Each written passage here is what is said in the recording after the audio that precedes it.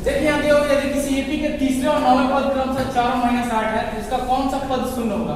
ये थोड़ा अलग तरह का क्वेश्चन है, इसको देखिए कैसे हल करेंगे।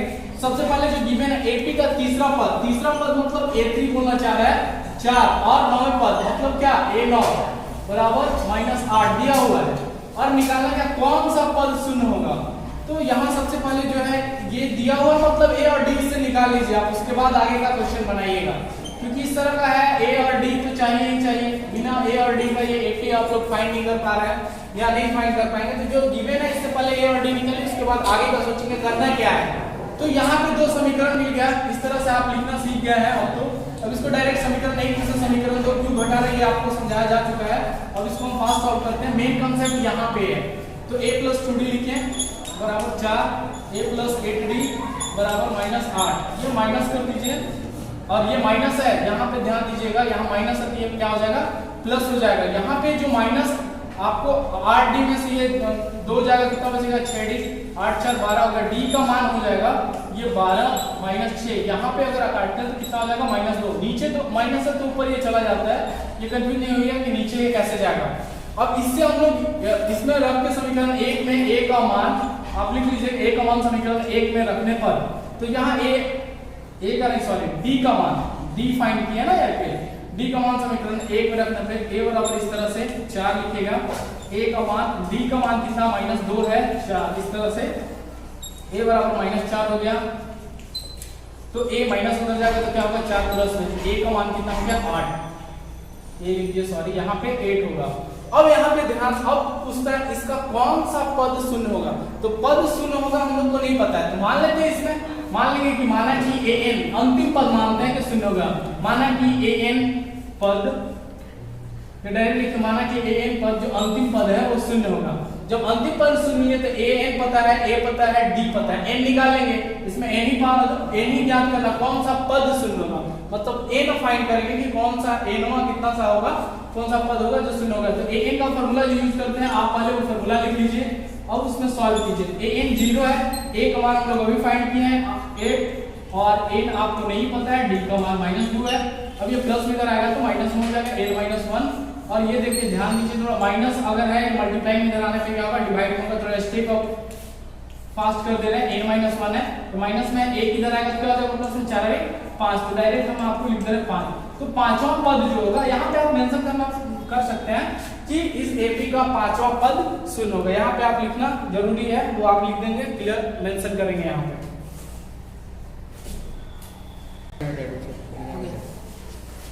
देखिए यहाँ दिया हुआ है उसी में, चलिए यहाँ पे देखो, यहाँ पे उसी तरह क्वेश्चन एपी का 17वां पद तो लिखेंगे a17 बोलता है 17वां पद उसके 10वें पद से 7 अधिक है, तो 17वां पद उसके 10वें पद, तो 10वें पद से 7 अधिक है तो 7 इसी में जोड़ देंगे तब ना दोनों बराबर होगा। 10वें से 7 अधिक है तो इसमें 7 मत जोड़ दीजिएगा। इस तरह का कांसेप्ट बहुत सारे बच्चे कंफ्यूज हो जाते हैं कि सर a17 में a17 जो है 17वां पद इसमें 10 से अधिक है, तो ऑलरेडी अधिक है तो अधिक के बराबर नहीं हो सकता है, तो दोनों को बराबर करने के लिए जस्ट उल्टा करते हैं।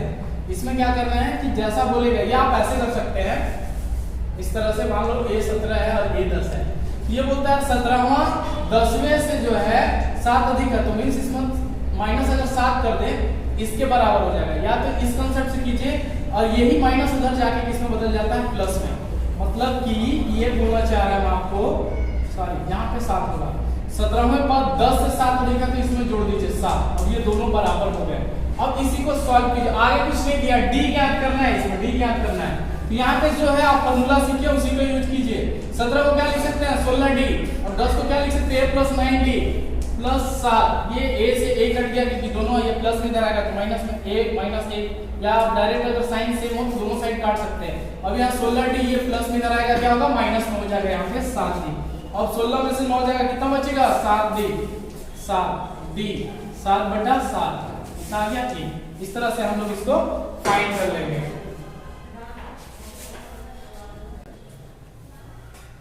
यहाँ पे देखिए दिया हुआ है कि एपी इतना का कौन सा पद उसके 54वें पद से 132 अधिक है।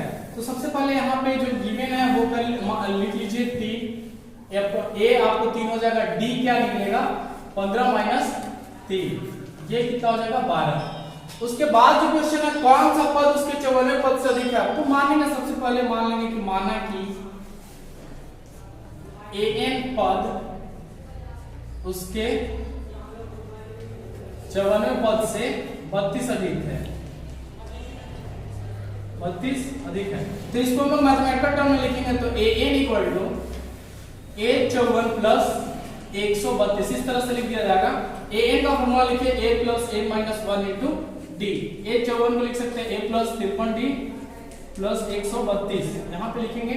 a का वैल्यू पता है आपको, लिख दीजिए। a नहीं पता है तो a माइनस 1 कर दीजिए। d का पता है कितना 12, a कितना है, आप चाहे तो यहाँ पे a और a कैंसिल कर सकते हैं। इस तरह से आप डायरेक्ट यहाँ इस तरह से भी सॉल्व कर सकते हैं। तो यहाँ पे आप a काट दीजिए, यहाँ पे जो आएगा या वैल्यू पुट करके भी कर सकते हैं, बाद में वो कटेगा, पहले भी काट सकते हैं बाद में भी काट सकते हैं। 132 इस तरह से। यहाँ पे d का वैल्यू पता है आपको, d कितना निकाले 12, तो लिख दीजिए 53 गुने 12 प्लस 132। अब n माइनस 1 इंटू 12 इससे गुना कीजिए, कितना हो जाएगा 36 3 12 से 60 3 63, इस तरह से 132। इसको जोड़िए 6 2 8 3 3 6 7 78। अब ये 12 जो है मल्टीप्लाई होता जाएगा, क्या हो जाएगा डिवाइड में। यहाँ पे 12 से इसमें डिवाइड कीजिए, कितना हो जाएगा 12 6 72 4 बराबर बच्चों 45 64 आया। यहाँ पे n माइनस 1 इस तरह से 64 होगा। n बराबर क्या होगा 64 में 1 ये माइनस में इधर जाएगा तो क्या होगा प्लस में, यहाँ कितना होगा 65। मींस कि इसका जो है इस AP का 65वां पद उसके 54वें पद से 132 अधिक होगा। इस तरह से इसको सॉल्व करेंगे। देखिए यहाँ दिया दो समानांतर श्रेणियों का सारवंत समान है, दो AP ले लेते हैं, अलग अलग AP है, ठीक है। तो यहाँ पे आपको समझा रहा फिर मान नहीं सकते, मान लीजिए एक AP है A1 A2 A3 ऐसे करके है, और एक है A1 dash A2 dash A3 dash AN तक है, आपको ये भी AN तक है, इसमें डैश भी है। तो इसी को आप ले सकते हैं, माना कि प्रथम AP का प्रथम पद ये है और सार अंतर ये दोनों का सार अंतर क्या बोला समान है, मींस इसका भी सार अंतर D है और इसका भी सार अंतर D है, ठीक है। इसमें जो पहला पद है वो दोनों का अलग अलग होगा, पहला पद दूसरा पद, लेकिन सार अंतर का जो बात करें दोनों में समान है, मींस दोनों का सार अंतर D है। तो बोलता है इनके 100वें पद का, तो आप चाहे तो लिख सकते हैं माना कि प्रथम AP का, माना कि प्रथम AP A1 ऐसे लिख सकते हैं, एवं सार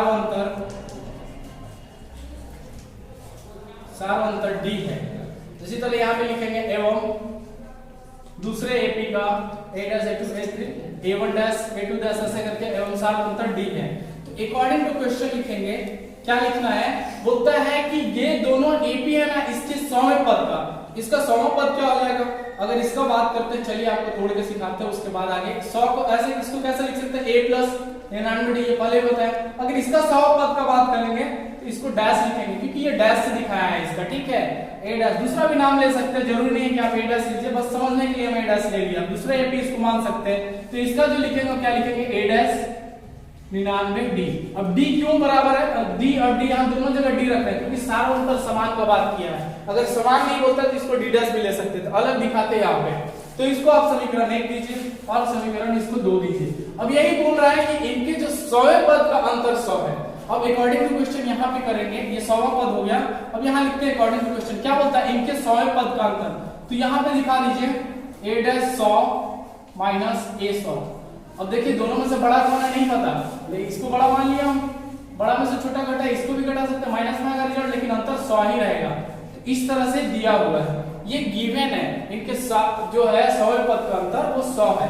इसको यहाँ पे जो लिखे हैं आप लिखिए A प्लस 100वें पद को इस तरह से लिख सकते हैं, समझा दिए। यहाँ पे डायरेक्ट आप बना सकते हैं, ये समझ गए तो आप यहाँ पे डायरेक्ट बना सकते हैं। माइनस है A डैश प्लस 99D।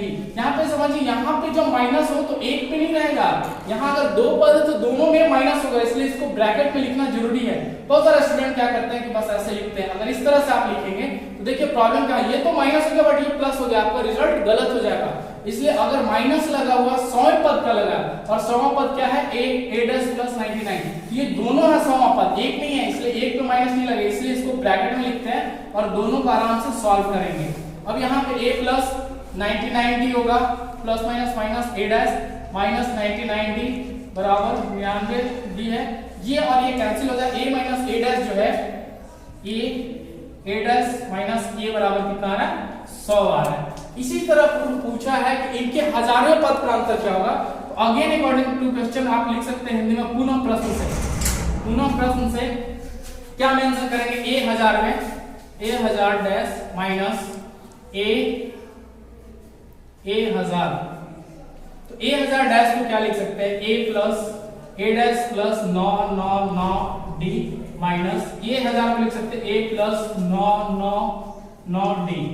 अब यहाँ पे देखिए उसी तरह माइनस करेंगे a डैश प्लस 999d और यहाँ पे दोनों में माइनस हो जाएगा a माइनस 999d, ये आपको कट जाएगा। यहाँ पे बचेगा a डैश माइनस a। इसको अगर समीकरण 3 देते हैं तो देखिए समीकरण 3 से देखिए जी a minus a dash minus a का मान कितना है 100 है, a डैश माइनस a का मान जो है वो 100 है, इसके जगह कितना लिख सकते हैं 100 लिख सकते हैं। देखिए हजारों पदों का अंतर भी क्या आएगा 100 आएगा। इस तरह से ये सॉल्व करो।